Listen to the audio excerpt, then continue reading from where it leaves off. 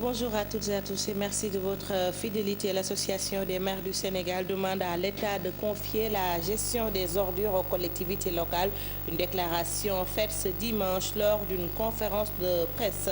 Et puis la campagne de commercialisation de l'arachide démarre aujourd'hui, conformément aux décisions prises lors du dernier conseil interministériel. Il faut rappeler que le prix de l'arachide est fixé à 200 francs le kilogramme. Et puis à Thiès, la fermeture de la société Transrail annoncée pour fin décembre. Les travailleurs se mobilisent. Ils demandent à l'État de trouver des solutions afin de sauver la société. Cheikh Anta Diop ont signé cette correspondance. Regardez. Cheminots tirent encore la sonnette d'alarme et si rien n'est fait d'ici fin décembre, Transrail va fermer ses portes et mettre les clés sous le paillasson. Ce sont des travailleurs de la Société du Rail, très inquiets et acharnés, qui ont tenu une assemblée générale dans l'enceinte de Transrail. Si rien n'est fait, en décembre, on va fermer boutique. Et puis, on a adressé des correspondances au niveau des autorités étatiques, mais jusqu'à présent, c'est resté lettre morte. Je crois que c'est un complot ourdi contre le chemin de fer et vous avez constaté qu'on est en train de mutualiser les forces pour défendre notre outil de production. Selon Madjojo Diagne, le secrétaire général de Transrail, l'État sait exactement l'ampleur du mal, mais il reste à appliquer la thérapie. Mais malheureusement, selon lui, le problème du chemin de fer n'est pas une question qu'on règle dans les bureaux. S'il y a des problèmes d'incendie, mais on fait appel aux sapeurs-pompiers. S'il y a des problèmes de maladie, on fait appel aux médecins. Mais s'il y a un problème de chemin de fer, on doit faire appel aux cheminots. Ils avaient déjà avancé le redressement judiciaire. S'ils veulent vraiment faire le chemin de fer, ils vont associer les cheminots en activité. Je ne cesserai de le dire, faire le bonheur des cheminots sans les cheminots, mais quand même c'est contre les cheminots. Selon les cheminots, le secrétaire d'État chargé des affaires ferroviaires doit s'inscrire dans une logique de régler cette crise et de façon urgente. Pour cela, il faut une certaine célérité dans la prise de décision, qu'on mette de côté certaines considérations. Cheikh Anta Diop, merci. Parlons des attentats de Paris. Le bilan a évolué et est passé à 132 morts, 3 Français parmi les assaillants. 7 membres de la famille d'Ismaël Omar sont arrêtés. Une voiture remplie d'armes a été trouvée en banlieue parisienne. Les Sénégalais qui habitent la capitale française autant pour moi, sont inquiets pour leur sécurité. Le point avec notre correspondant Ibrahim Kamara. Apparemment, l'élément n'est pas encore en place, mais retenez qu'en riposte de ces attentats, la France bombarde depuis hier le fief du groupe de l'État islamique. Attentat de Paris toujours, des ressortissants français établis à Dakar dans la tristesse et l'incompréhension. Le Haut Centre culturel français de Dakar, aucune activité, l'institution est en deuil.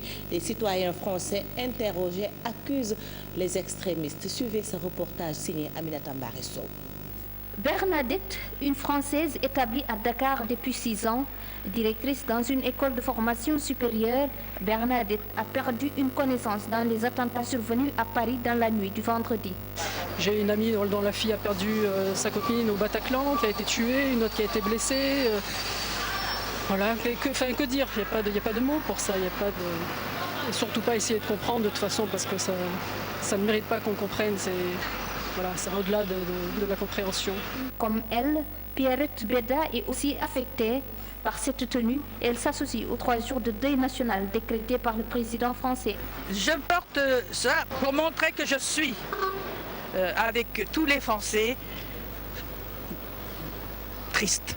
Le deuil dans plusieurs institutions, comme ici, au Centre culturel français, en plein cœur de Dakar. Depuis vendredi soir, personne quasiment ne dort. On est tous devant la télé, on est tous au téléphone pour avoir des nouvelles des amis, savoir si tout le monde est bien rentré. J'avais une amie dont le mari et le fils étaient au Stade de France. On a attendu pendant 2 ou 3 heures d'avoir des nouvelles, de savoir s'ils étaient bien rentrés. Bon, heureusement, il n'y a pas eu de problème. Et voilà, tout le monde était dans l'attente et dans l'inquiétude, et puis l'incompréhension, quoi. Ces actes de barbarie, on ne peut pas l'imaginer dans aucun monde. On ne va pas dans une salle pour tuer pour le plaisir. 80 morts dans une seule salle. Youssou N'Dour a même chanté dans cette salle, j'ai été le voir à Bataclan. Donc je veux dire que c'est une salle mythique, certes, mais c'est grave d'avoir cet idéaliste de dire on vient pour tuer. Plus de 120 morts, des centaines de blessés, les terroristes ont frappé fort dans Paris. Mais pour ce Français, la résistance va continuer contre ceux qui veulent les déstabiliser. Les terroristes veulent nous terroriser, mais nous on résistera. On continuera à aller dans les bars, on continuera à aller au cinéma, on continuera à aller au théâtre, on continuera à avoir une vie faite sur la liberté. Et puis l'église sénégalaise s'incline devant la mémoire des victimes tombées lors de ces attentats. Pour le curé de l'église Saint-André de Mbour, l'heure est à la vigilance. Suivant Jean-Marie Ndour, il est interrogé par Cheikh Tidiane Diop. Chose que tous nous avons suivi, eh bien, qui est regrettable. Mais est-ce que cela aussi ne traduit pas, ne reflète pas donc un courant mondial? Et de dire que s'il y a une façon de penser aujourd'hui qui fait qu'une catégorie de personnes choisit ces méthodes, est-ce que d'une part la communauté, les dirigeants n'ont pas à s'interroger sur les politiques au niveau international, au niveau local, mais aussi est-ce que cela n'appelle pas à une conversion au niveau de même chacun individuellement de dire où est-ce que j'en suis moi-même dans ma conscience, dans ma perception de l'autre.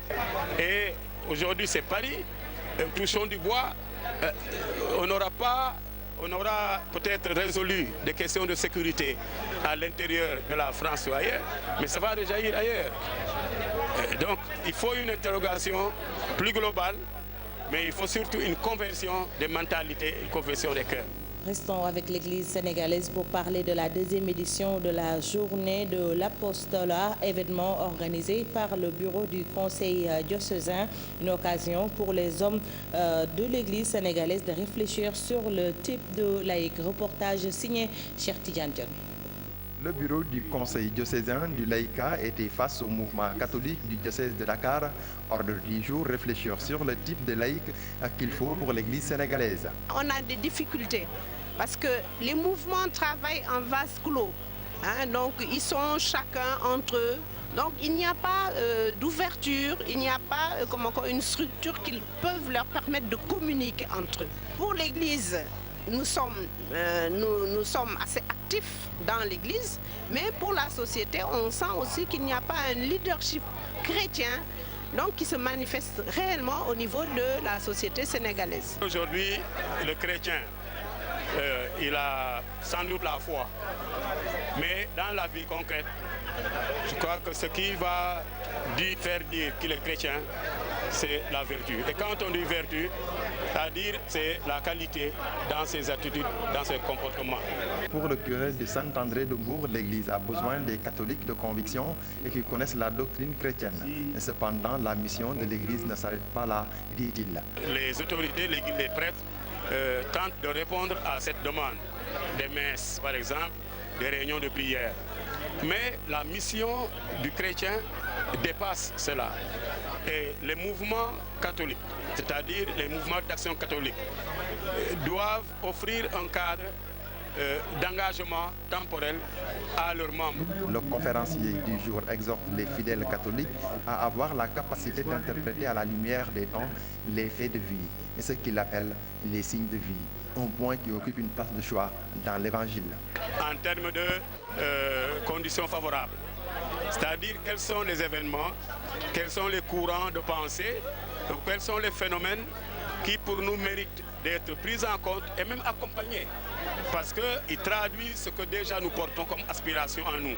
Il y a peut-être des courants qui sont comme des menaces à la vie, qui ne participent pas donc à faire que le monde soit la fraternité que Dieu souhaite.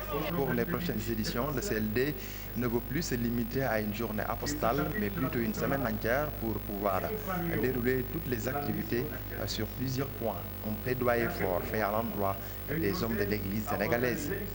Cheikh Tidiane Diop, merci. Sport pour finir, les Lions du Sénégal ont effectué leur deuxième galon d'entraînement. Objectif, peaufiner des stratégies en vue du match Sénégal-Madagascar. Madagascar comptant pour les éliminatoires mondiales Russie 2018. Les protégés d'Aliou Cissé sont déterminés. Ils veulent la qualification. Suivez ce reportage signé par Farah Ning Khalingay. La séance a duré 1 heure de temps après un footing de quelques minutes.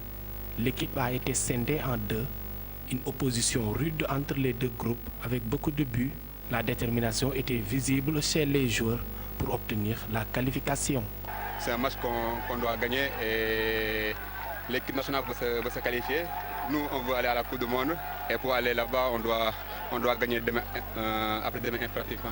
Aujourd'hui, on est chez nous et avec la pression du public, avec le jeu qu'on produit depuis un certain temps, avec la confiance qui commence à nous animer petit à petit. On espère gagner ce match comme il faut avec la manière et faire plaisir au public et surtout nous faire plaisir. Pour gagner ce match, il va falloir revoir la défense et marquer tôt un but pour libérer le peuple. Pour marquer le plus tôt possible ces buts, pour pouvoir être en calme, pour pouvoir continuer ce match en calme, je veux dire. Nous, on viendra avec nos qualités de jeu. On viendra avec l'objectif de gagner ce match. Et Inch'Allah, on va se battre du début à la fin. L'équipe a affiché complet. Karambouj, annoncé blessé, était dans le groupe des Lions, très confiant pour ce match du mardi contre Madagascar, comptant pour les éliminatoires du Mondial Russie 2018. Farah Ning, merci. Merci également de votre fidélité. C'est la fin de ce bulletin. Rendez-vous à 8h pour l'édition Wolof. Restez avec nous.